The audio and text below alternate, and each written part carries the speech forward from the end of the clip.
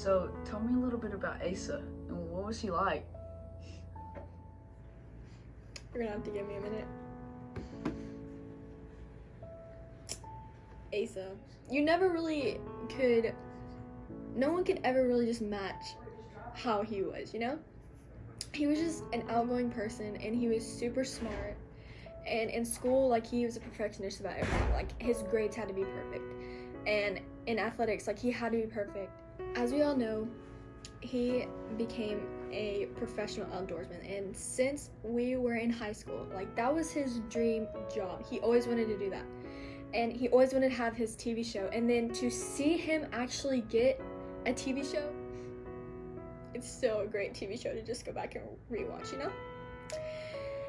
You know, to see him get that dream career that he wanted, to be that professional outdoorsman, and to get that giant ranch house and have all the different animals except chickens. That was his worst fear. He hated chickens.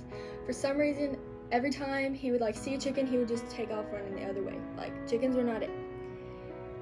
Even though he had weird things about him, he was still a great person.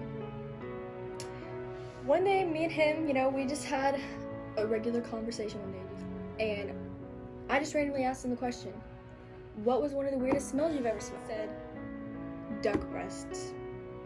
Who in the world says duck breast? Like, what the heck did it smell like? Did it smell like rotting flesh? Did it smell like rubber? I don't know. It's just weird to me, you know? Usually he would come over to my house, you know, and my grandma would make her special chili. Her chili. And that was literally his favorite food, was his chili. Oh my gosh. That was his favorite food, was her chili. And we would just sit on the couch. We would sit on the couch and watch The Office. And we would just be cracking up laughing because the chili was so good.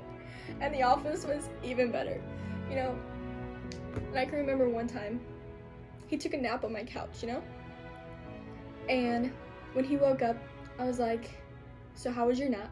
And he said, I had one of the weirdest dreams. And I said, really? What was it about? And he said, it was like one of those weird fever dreams, you know? It was like a tire. A tire was just, it kept getting bigger and bigger, kept getting fatter and fatter until it just imploded itself. And he literally woke up off my couch like shaking because he was so scared that that tire was gonna come and get him. That tire was gonna come and get him. Now that we're getting to the end of it, he lived a great life. He was a great person inside and out.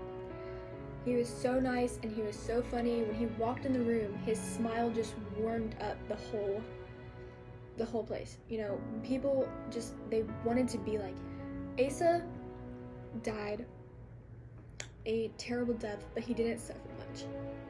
When he was a baby, his sister Erin was holding him, and she dropped him on his head.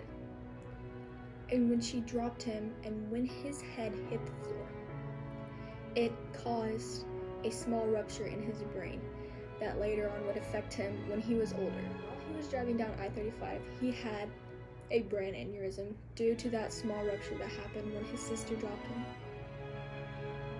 And that was the end of Asa. Now he is gone, and he is so dearly inside of my heart. He will be greatly missed. Everybody will remember the smile on his face and the great cross-country runner he was and the great hunter he was. He will always be remembered in our hearts.